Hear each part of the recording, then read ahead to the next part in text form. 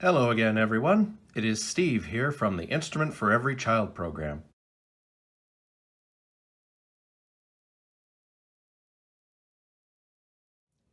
Today, I wanted to just talk a little bit more about scales. So, you've already learned several ways to play the C major scale, the C pentascale,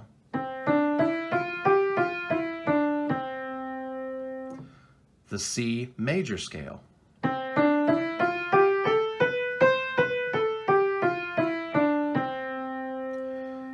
and the C major scale in contrary motion.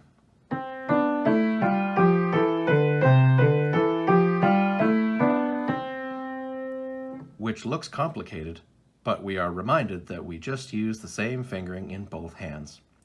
This is all well and good, except that there's one problem. All of these things start on the note C.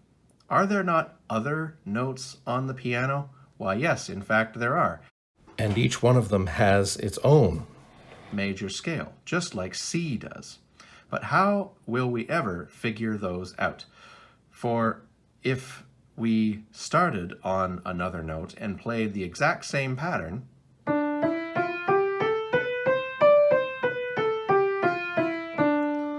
well, that doesn't really sound like a major scale. What if we started on B?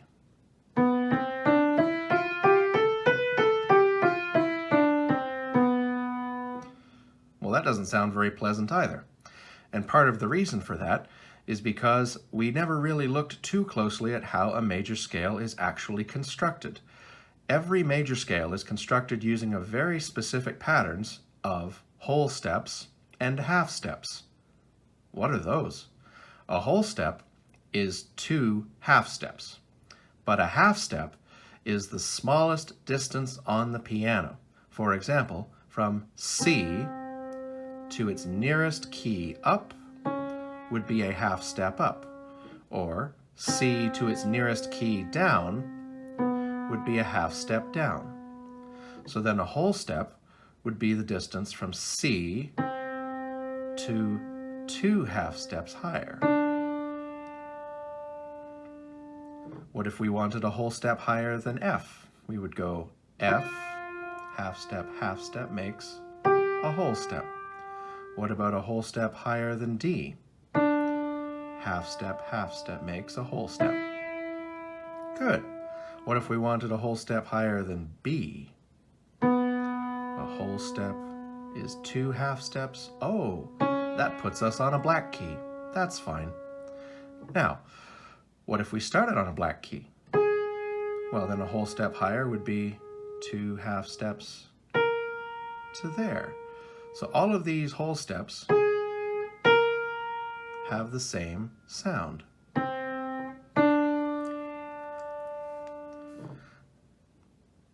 Next, let's look at that C major scale one last time.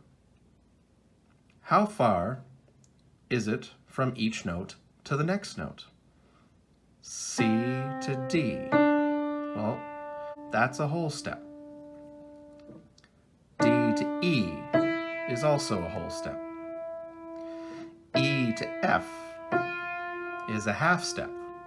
Interesting. F to G, a whole step. G to A, a whole step. A to B, a whole step. And the last, B to C, a half step. Fascinating.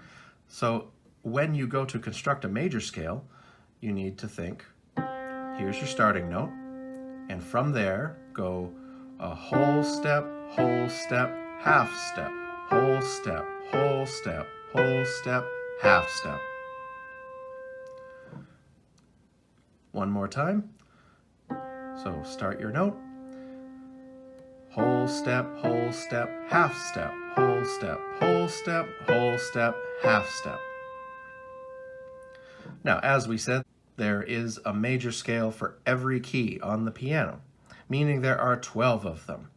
That sure is a lot of them, but we don't have to learn all 12 of them at once. In fact, why don't we move to a scale that's awfully similar to C, except that it will have one black key in it. Observe. Put your thumb of your right hand on G. Now, if we follow the same pattern, From G, we go up a whole step to A, up a whole step to B, and then that's 2 whole steps, so now we do a half step to C. And now we do 3 whole steps in a row. C to D, D to E, E to F sharp, aha. And then a half step to finish the scale puts us on G at the top.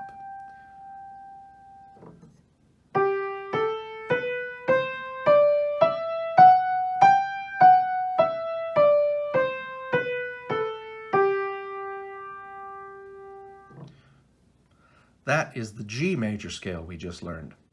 You can learn every single major scale on the piano using just this pattern. Thanks very much for watching this video on major scales.